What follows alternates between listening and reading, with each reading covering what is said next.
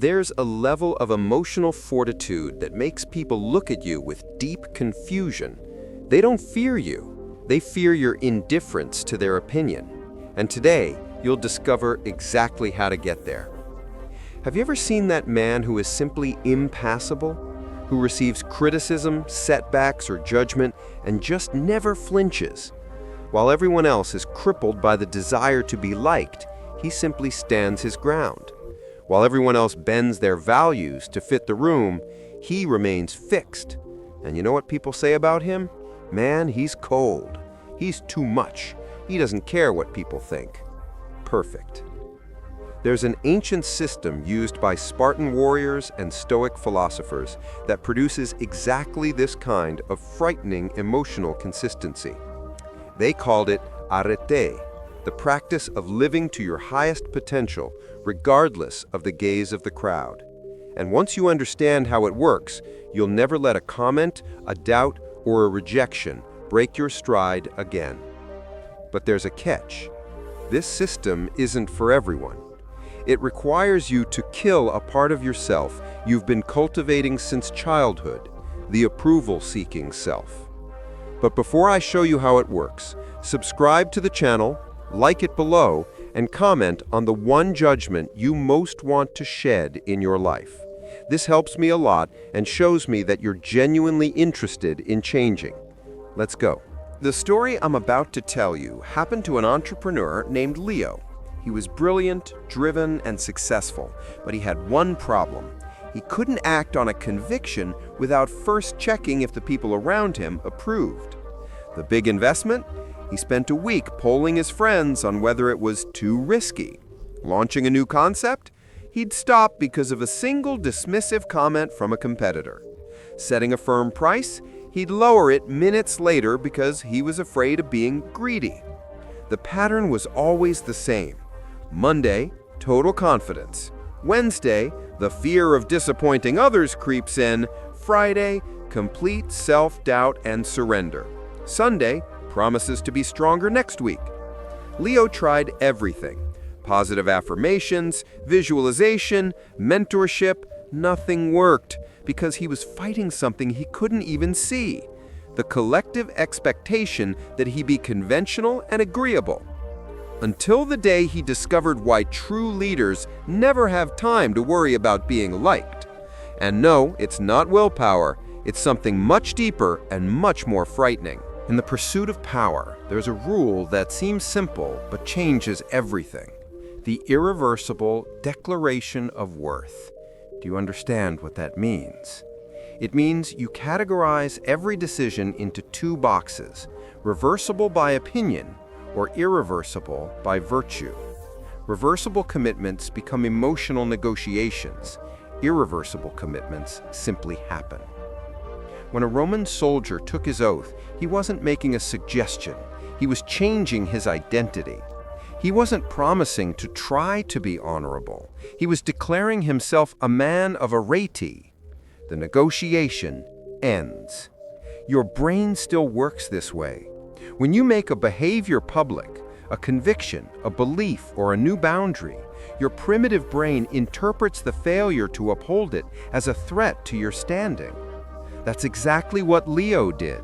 He stopped making private promises and started making public declarations. He wrote on paper, "I am a man who trusts his own judgment and makes every major decision based on logic, not consensus, for 90 consecutive days." He signed it. He posted it on his private journal that he shared with one trusted mentor. He told his inner circle.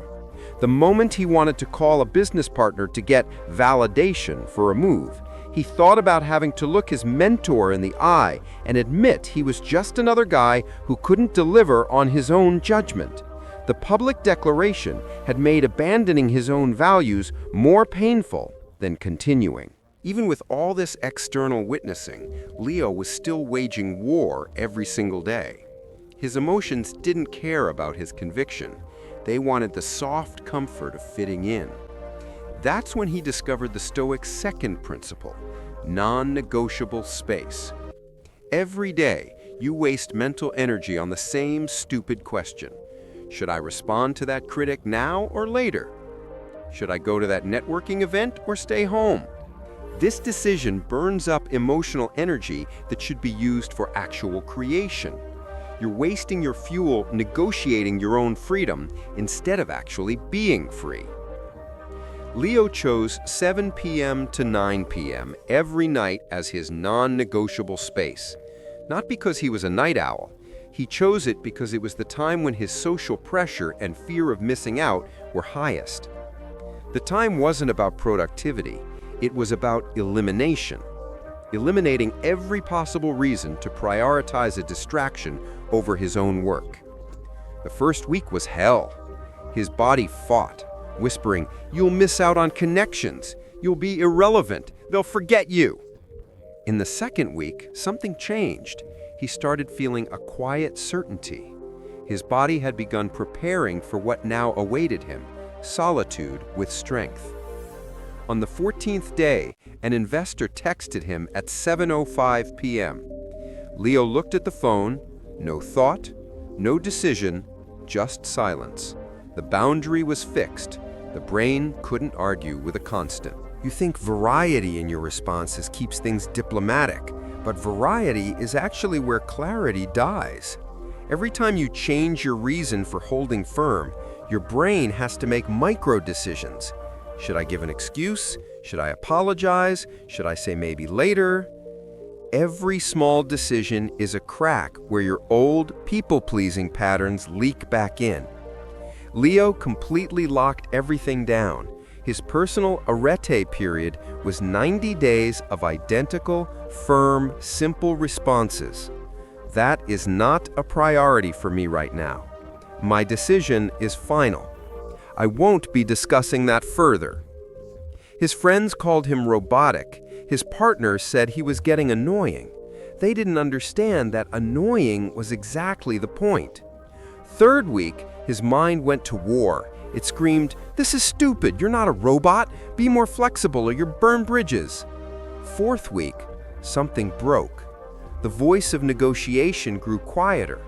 By week 6, he was using his firm responses without a moment of agonizing self-doubt. The boundary was maintaining itself. The all-or-nothing lie has killed more resilience than any actual tragedy ever could. You tell yourself, if I can't be perfect, why bother? If I slip up and seek validation once, the whole thing is ruined. This thinking creates gaps, and gaps are where your old dependent self crawls back in. A river never stops flowing. During a drought, it may be a trickle, a simple, quiet, "I've made my decision," but it never stops. The moment it stops, you're no longer practicing resilience. You're someone who used to have boundaries. On a travel day, a major partner publicly questioned his strategy. The old Leo would have immediately posted a detailed defense. The new Leo paused, used his predetermined response, and simply said, "I stand by the numbers. We will review performance next quarter." The criticism was still there, but his composure was not breached. That's when people started to notice. Coworkers said he was becoming a powerhouse. Friends said he was becoming intimidating. Someone actually said his discipline wasn't healthy, that normal men don't act like that. When you hear these words, you know you're on the right track. Normal men get normal results. You're not trying to be normal. You're trying to be unbreakable. Your child gets sick. Your mentor quits. A competitor launches a surprise attack. These are resilience killers because you haven't pre-decided how to handle them.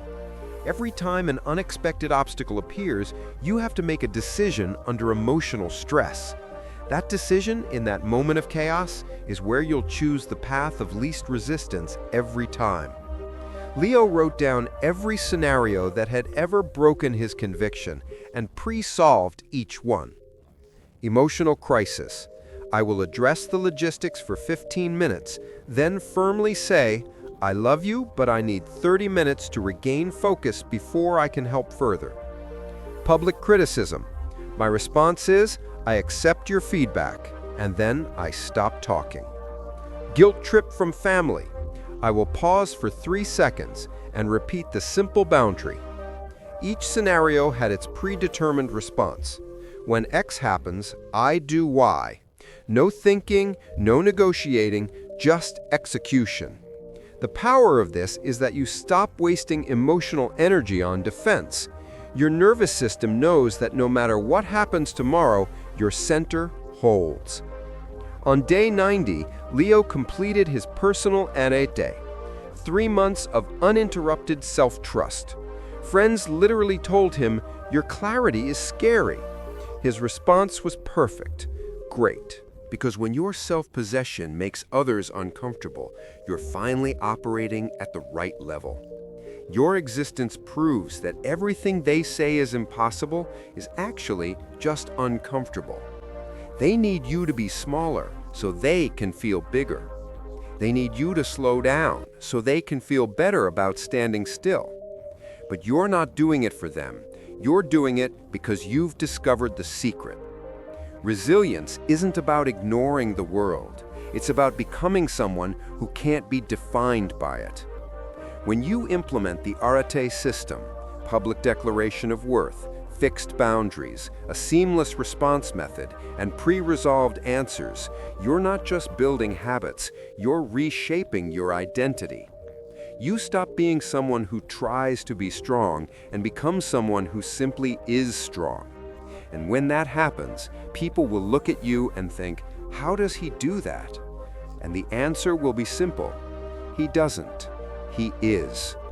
The question remains, are you ready for this level of transformation? The arete system won't make you a better friend. It'll make you a different person. Someone others will look at and think, "That's not normal." And when you hear those words, you'll know you've finally gotten where you want to be. If this video changed your perspective on strength, subscribe to the channel and tell me in the comments, what will your public declaration of worth be?